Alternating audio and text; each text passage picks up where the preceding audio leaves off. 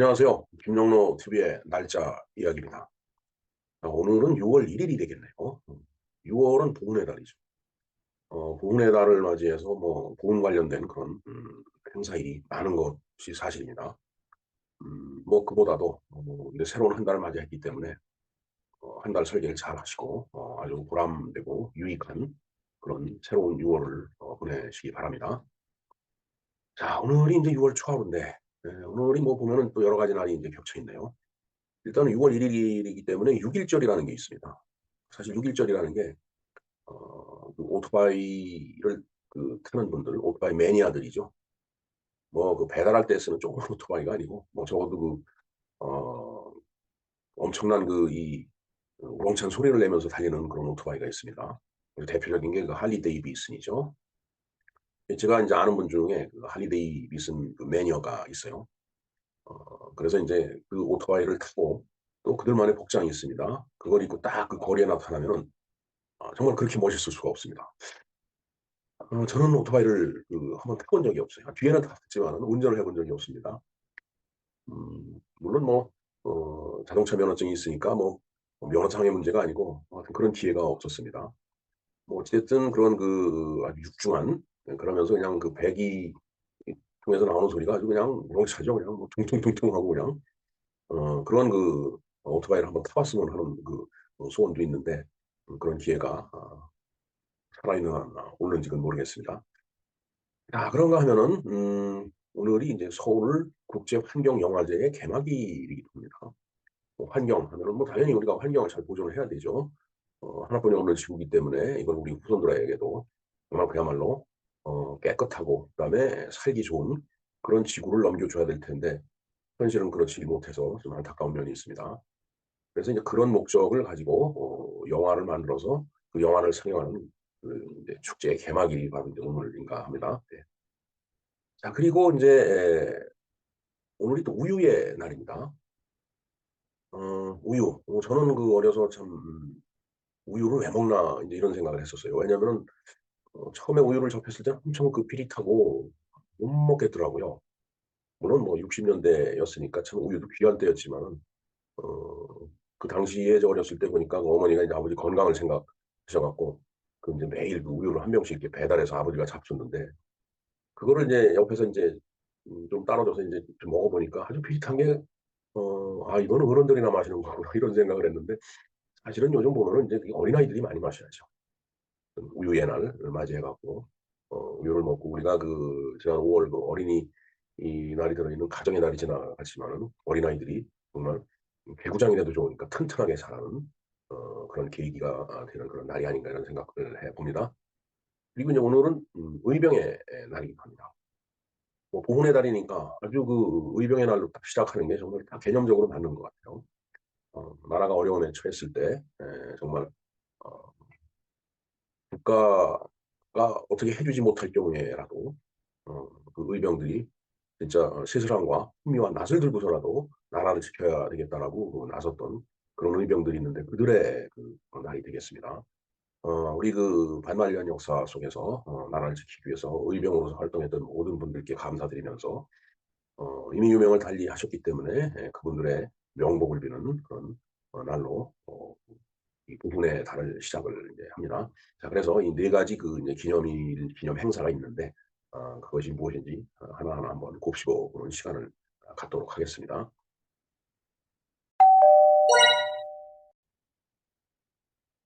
네. 6.1절에 대해서 알아보겠습니다. 뭐 6.1절이라는 것이 인제 6월 1 일이기 때문에 6.1절이라고 인제 써 있는데 사실은 이게 인제 오토바이를 타는 오토바이 매니아들에 의해서 거론된 그런 날이기 때문에 오토바이의 날이라고 해도 뭐 과언은 아닐 것 같습니다. 자, 6.1절 한번 볼까요? 정부는 1972년 6월 1일 오토바이의 고속도로 통행을 금지하는 고시를 공표를 했다고 합니다. 아니 했다고 하는 게 아니라 했어요. 예. 저도 기억이 납니다. 맨 처음에는 경부고속도로가 개통이 되고 그 고속도로에 오토바이도 올라갔어요. 그런데 자꾸 사고가 나니까 오토바이를 인제 통행을 못 하게끔 그렇게 인제 금지하는 인제 고시를 발표한 거죠. 이에 인제 오토바이 운전자들은 매년 6월 1 일을 맞아 통행 금지에 저항하는 퍼포먼스를 벌여왔다. 사실 오토바이 그 매니아들은 그렇죠. 뭐 일반 뭐 이 뭐 택배는 혹시 또 어떨려나 모르겠네. 물품 뭐 동네에서 택배 아니 그 배달의 기수 그런 역할을 하는 오토바이들이야 뭐 사실 저런 고속도로에 올라갈 그런 그 성질의 오토바이가 아니죠. 지금 여기서 얘기하는 건 그래도 출력이 어느 정도 되는 그런 오토바이를 얘기하는 겁니다. 차들이 뭐 100 킬로 요즘 어 뭐 고속도로도 잘 뚫어 놨지만은 차량이 워낙 좋으니까 120, 30, 40, 50, 60 막 달려대는데 거기 오토바이 올라가서 그걸 따라가지 못한다 하면은 오히려 교통 소통에 방해가 될 수도 있죠 사실은. 그러니까 아주 큰 출력을 가진 그런 오토바이가 아니면은 여기서는 얘기가 될 수가 없는 거예요. 세 번째 보겠습니다. 제한 속도 준수 등 교통 법규만 잘 지키면 오토바이도 자동차 전용 도로를 달리지 못할 이유가 없고 안전상 문제도 전혀 없었다고 인제 주장을 인제 했다는 거죠. 예. 퍼포먼스를 벌리면서 그런 주장을 했다는 겁니다. 그리고 인제 실질적으로 오토바이를 아주 오토바이 매니아가 인제 제 주변에 있습니다. 바로 이 할리 데이비슨 그 오토바이를 갖고 있는 그런 아주 멋쟁이인데 어 그 고속도로를 못 올라가고 국도로만 다녀야 된다라고 하더라고요. 그래서 길을 모를 수가 있으니까 그 뭐죠? 내비게이터가 있는데 오토바이에 장착된 내비게이터는 이제 국도만을 이렇게 알려주는 그런 내비게이터인 모양이에요. 음 하여튼 그 고속도로에 올라가는 거는 음 뭐 자신들은 매니아들은 뭐 문제가 없다라고 당연히 인제 주장을 하겠죠. 근데 인제 문제는 그 사고가 났었기 때문에 인제 72년 6월 1일 날 인제 고속도로 통행 금지를 시킨 거죠. 네 번째 볼까요? 오토바이 인터넷 동호회 히어로즈 클럽과 하리 데이비슨 카페 회원 100여 명은 2013년 서울 광화문 광장과 시청 구간에서 2-3 킬로미터를 준법 운행하면서 처음으로 6 일절을 알렸다. 대체적으로 한 10년 전이 되겠습니다. 2014 년에는 두 배인 200 명으로 늘었고 2015 년에는 1,500 명으로 추산되는 등 상가장을 계속해서 늘고 있다고 하네요. 이들은 주행 도중에 경찰에 적발이 되면 단속이 적극 협조를 하되 벌금 납부 30만 원 미만 대신에 정식 재판을 청구하는 방식으로 재판을 정식으로 하다가 보면은 인제 법정에서 인제 그 자기네들의 주장을 갖다 얘기할 수 있겠죠. 그냥 벌금만 내고 마는 것보다는. 그래서 인제 그런 적극적인 그 여론전을 전개하자는 전략을 세우고서 정식 재판을 인제 청구를 인제 했던 거죠. 여섯 번째 볼까요? 법적인 분쟁도 있긴 있었던 것 같아요. 오토바이의 통행권 침해 논란은 2007년 헌법재판소에서 한 차례 법적 쟁점이 됐었다. 전국 이륜문화개선운동본부 회원 4 명은 도로교통법 제63 조가 행동의 자유를 제약한다며 우연 법률 심판을 제청했으나 헌재는 사고 위험성 등을 근거로 도로교통법이 헌법에 부합한다고 합헌 결정을 내렸다. 합헌 결정이 내려졌기 때문에 뭐 어떻게 인제 할 수가 없는 거죠 인제. 그 법을 지키는 수준이 없는 겁니다.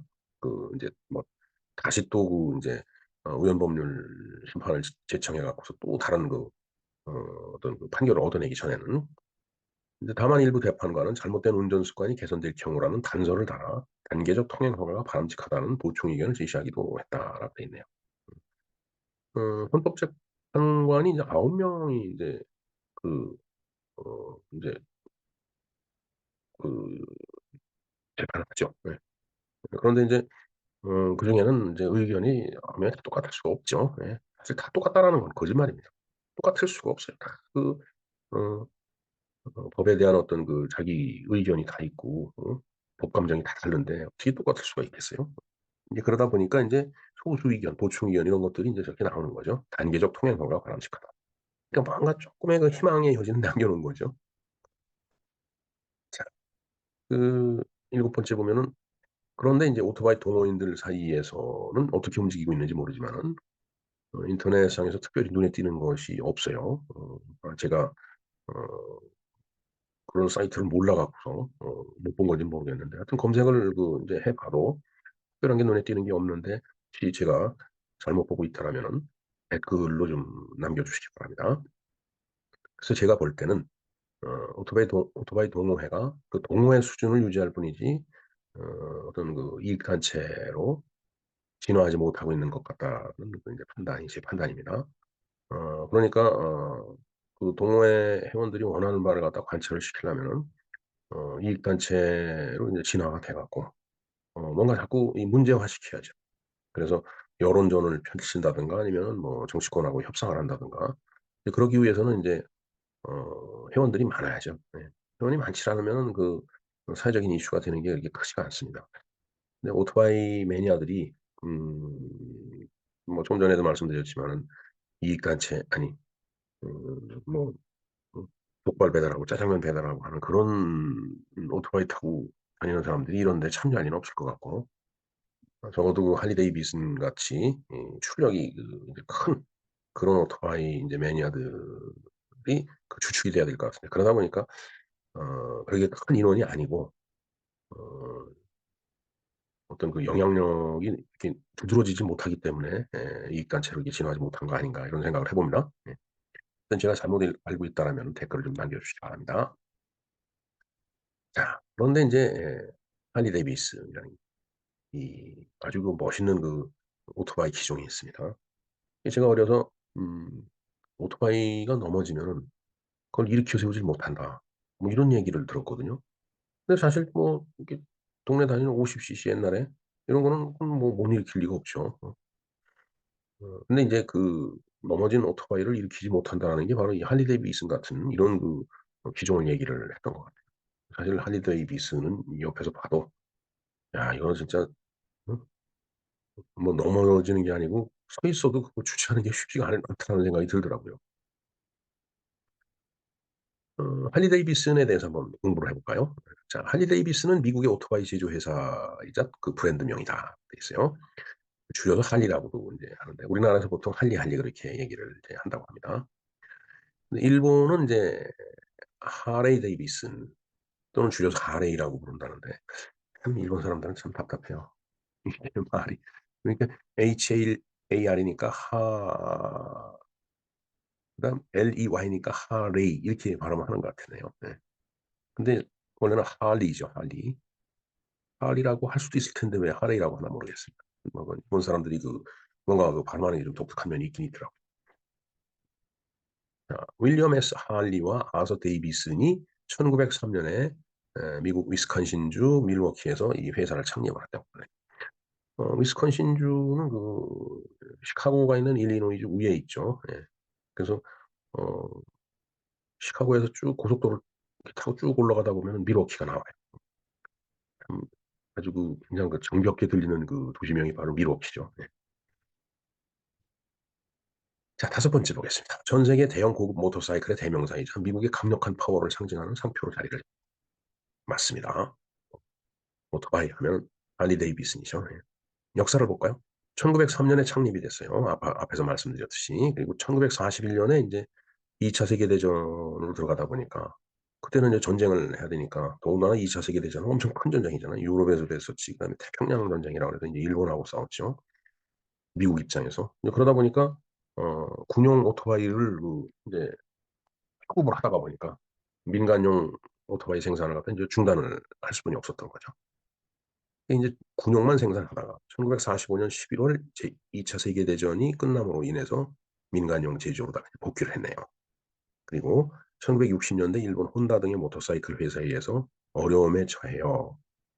이게 인제 일본 혼다도 굉장히 그 유명한 그 오토바이 그 회사죠. 뭐 자동차도 있지만은. 그러니까 일본 제품이 아주 붐이 일고 이제 불티나게 팔려 나가니까 할리 데이비스는 이게 육중하고 비싸고 뭐 이게 그러니까 인제 여기서 마켓 셰어가 자꾸 줄어드는 거죠. 그리고 인제 어려움에 처하게 되니까 1969 년에 레저 용품 제작사인 AMF와 합병을 하게 됐다. 레저 용품 제작사하고 합병을 했다. 그만큼 뭐 명예가 어 어떤 그 상품 지명도라고 그럴까? 그게 인제 떨어진 거죠. 그래서 할리 데이비슨의 주력 상품인 대형 모터사이클은 놔두고 소형 개발에 주력을 했다.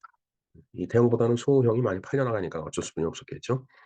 이로 인해서 고객들이 외면해서 이제 그러다 보니까 이 할리 데이비슨 같은 그런 기종 매니아들은 외면을 하게 되겠죠.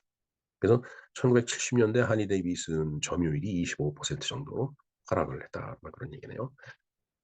그다음에 1981년 2월에 13명의 할리 데이비슨 임원들이 할리 데이비슨은 AMF로부터 다시 거꾸로 사들이는 계획을 이제 서명을 하고 뭐 투자를 했겠죠. 그래서 같은 해 6월 중순에 이게 공식화가 돼 갖고 이제 위기 극복의 기반을 마련했다. 그러니까 합병이 돼서 인제 대형의 신경을 안 쓰니까 점유율은 떨어지고 그러다 보니까 이걸 별도로 AMF로부터 사들여서 할리 데이비슨 그 모델과 같은 그런 제품을 이제 다시 만들게 되니까 이제 위기 극복을 할 수 있는 기반이 마련이 됐다라는 얘기죠. 1983 년에는 본사에서 제작하는 모터사이클 클럽인 할리 오너스 클럽을 또 결성을 했네요. 음 뭐 어쨌든 그 할리 데이비슨 그 모델을 갖다 다시 부활을 시키려고 엄청 노력을 했다라는 말로 이해를 하면 될 것 같습니다. 하지만 현재는 미국 내에서 판매량이 점점 감소하는 추세에 있다라는 얘기죠. 인제 오토바이가 인제 안전상에 아무래도 자동차보다는 비바퀴로 가는 것보다 두 바퀴로 가다 보니까 어 이제 위험에 노출되는 확률이 더 크죠. 그러다 보니까 뭐 여러 가지 그 이유로 인해서 판매량이 자꾸 감소하고 있다. 이렇게 보면 될 것 같습니다. 할리 데이비슨의 특징을 볼까요? 배기량이 749cc 이상의 대형 모터사이클을 이제 제조를 한다라는 얘기죠. 745cc면은 자동차로 보면은 뭐 아주 경차보다도 작죠. 하지만은 어 인제 자체가 자동차보다는 인제 아무래도 작고 깨가 어떨지 몰라도 옆에서 그 보면은 엄청 육중합니다. V형 트윈 엔진에서 나오는 진동과 이게 어 그 엔진 그 시동 소리가 그 정말 독특하죠. 그냥 말발굽 소리와 비슷한 엔진 배기음이라고 그러는데 뭐 분석하잖아요. 그런데 근데 그 제 주변에 이 매니아가 그 한 사람이 있는데 정말 멋있어요 아주 진짜. 또 그 할리 데이비슨을 타는 사람들의 복장이 또 다르더라고요. 할리 데이비슨 브랜드 그 있는 그런 그 하여튼 복장이 있어요. 멋있습니다 하여튼. 야 전 세계적으로 그래서 여기에 열광하는 매니아들이 많이 있다. 네 제 주변에도 있다라는 말씀을 드립니다. 기술 개발 현황을 볼까요? 1909 년에 V2 엔진 7 마력의 힘과 시속 96 킬로미터를 자랑했다라고 되어 있네요. 고속도로에서 100 킬로 그러니까 시속 100 킬로미터 정도 가면은 굉장히 빨리 달리는 거죠, 차로 봐서도. 근데 인제 이 어 오토바이 그러니까 바이시클이잖아요, 바이시클. 그러니까 바퀴 두 개를 갖고 달리는 그 차가 96 킬로미터로 간다는 건 그냥 빠른 겁니다. 뭐 요즘은 더 빠를 것 같은데 요즘 나오는 거. 저 1909년 모델이니까. 그다음에 1936 년에 1000 cc, 1948년 1200 cc. 그러면서 인제 엔진도 자꾸 이렇게 바뀌는 거죠. 효율적이고 힘이 좋은 엔진으로. 1984 년에는 에보 엔진, 로커 커버 모습이 벽돌처럼 생겼다 해서 블록헤드라는 별칭을 갖고 있다. 글쎄 저는 잘 모르겠습니다. 어찌 됐든 음 할리 데이비슨을 한번 직접 보면서 이렇게 어 이 설명을 쭉 들으시면 더 이해가 빠르실 것 같은데 저도 그렇게 자주 보질 않아 갖고. 이 로고를 한번 볼까요? 예. 할리 데이비슨. 음 멋있죠. 예. 저런 로고가 딱 뭐 오토바이에도 박혀 있지만은 그거 아까 말씀드린 복장에도 저런 게 딱 박혀 있어요. 우리나라에서 볼까요? 처음에는 병행 수입 업체 및 태계로 등이 밀집된 수입산 모터사이클 판매점을 통해서 판매가 됐다. 네, 태계로 쪽에 가면은 오토바이 그 상들이 많이 있죠. 예. 1999 년에 용산의 공식 수입 업체인 할리 데이비슨 코리아가 창립이 되어 정식으로 수입 및 판매를 하기 시작을 했다. 우리나라 유명인으로 최민수 등이 할리 데이비슨의 애호가로 알려져 있다. 최민수 어 탤런트 있죠. 예. 영화배우. 액션 스타? 네. 그 최무룡 아들입니다. 최무룡 씨. 최무룡 씨도 참 미남이지만은 최민수 잘생겼죠. 참 최무룡 진짜 어렸을 때 참 최무룡입니다. 그 외나무 다리. 최무룡이 나왔던 영화 외나무 다리라고 있는데 그리고 그 주제가도 불렀어요 직접. 복사꽃, 능금꽃이 피는 내 고향 해갖고 옛날 영화를 보면은 애잔한 면이 많이 있죠. 예. 뭔가 순정적이고 그다음에 권선징악적이고 이제 근데 이제 그 채무령도 이제 뭐 나이가 이제 완전 황혼길에 접고 들어갔고 그래도 멋있더라고요. 예. 자, 그다음 볼까요? 미국 드라마로 MBC에서 주말에 방영했던 레니게이드를 통해서 할리 데이비슨이 또 우리한테 알려졌다. 예. 지금 이런 그 선글라스를 딱 입고 아까 이런 로고가 딱 새겨진 할리 데이비슨 오토바이를 타고 또 이 로고가 박힌 복장을 하고 선글라스를 끼고 모습을 달리면 정말 멋있죠. 예. 예, 오토바이 날 6.1절에 대해서 말씀을 드렸습니다. 자, 그럼 오늘은 또 서울 국제환경영화제 개막일이라고 그러고요. 영화 개막일이기 때문에 뭐 특별히 기념한다는 것보다는 좀 여기저기서 그 자료를 찾다가 보니까 이런 자료가 있어서 좀 올려놨습니다. 서울국제환경영화제는 6월 1일부터 7일까지 일주일간 메가박스 성수와 영화제 온라인 상영관에서 온오프라인 동시에 열린다. 환경재단과 서울환경영화제 조직위원회가 주최하고 환경부와 서울시가 후원하는 영화제는 올해의 슬로건으로 Ready Climate Action을 내세웠는데 지금 당장 필요한 건 기후행동이다라는 그런 메시지다. 얘기죠. 네. Ready, 준비됐다. 그러니까 지금 당장이다 이거죠. 준비됐으니까. 그다음에 Climate, 기후다 이거죠. Action, 그 뭔가 어, 그 기후로 위해서 정상적인 기후 위해서 자꾸 이상난동 같은 게 이제 일어나니까 지금 액션 해야 된다라는 그런 이제 의미를 갖고 있다는 뜻이 되겠습니다. 네. 하여튼 뭐 이런 여러 가지 웹사이트는 전부 링크를 걸어 놓을 테니까 나중에 한번 노트에서 이렇게 더보기 쪽에서 보시면은 이제 이그 링크 주소가 다 하고 있으니까 거기를 참조하시면 될 것 같아요. 자, 그다음에 오늘 우유의 날이라고 하네요. 세계 우유의 날은 2001년 유엔 식량농업 기구에 의해서 제정된 날로 매년 6월 1일이다. 601호. 601호에 사는 사람들한테는 우유를 공짜로 준다. 601번 버스를 타고 가는 사람한테는 우유를 무상으로 준다. 601동에 살면은 무상. 601호 열차를 타고 가는 사람한테는 우유를 무상으로 준다. 뭐, 꿈 같은 얘기, 농담 같은 얘기지만 그래서 제가 601호, 601번, 601동, 601 열차 등등 이렇게 쭉 나열을 해봤습니다. 아마 이런 일이 실제로 일어날 수도 있어요. 아마 일어날 겁니다. 6월 1일이기 때문에요. 자, 그다음에 오늘 의병의 날이네요. 자, 의병의 날은 행정안전부 주관으로 의병의 숭고한 희생 정신을 기리고 국민의 나라 사랑 정신을 고취할 수 있는 행사를 개최하는 기념일로 매년 6월 1일이다. 그리고 2010년 5월에 국가기념일로 지정이 되었고 2011년부터 기념을 하고 있다라고 했네요. 올해가 2023년이니까 벌써 한 12세 번 정도 이렇게 이력을 갖고 있는 그런 기념일이 되겠습니다. 더군다나 이건 뭐 국가기념일이에요. 그냥 일반 그 뭐 매니아들이 아니면은 뭐 일반 민간 단체에서 우리 이날 우리 기념하자 이런 날하고는 다른 거죠. 이건 법적으로 그렇게 정해진 날이다라는 얘기예요. 네, 하여튼 6월 1일 응?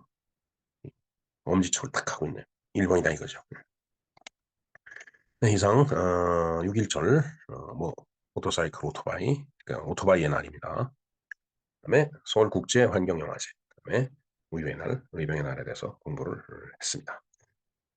네, 이제 본격적으로 이제 더운 여름이 이제 왔죠. 모두 건강에 유의하시고 더군다나 6월은 이제 보훈의 달이기 때문에 희망찬 보훈의 6월을 맞이하시기 바랍니다. 김영로 TV였습니다. 감사합니다.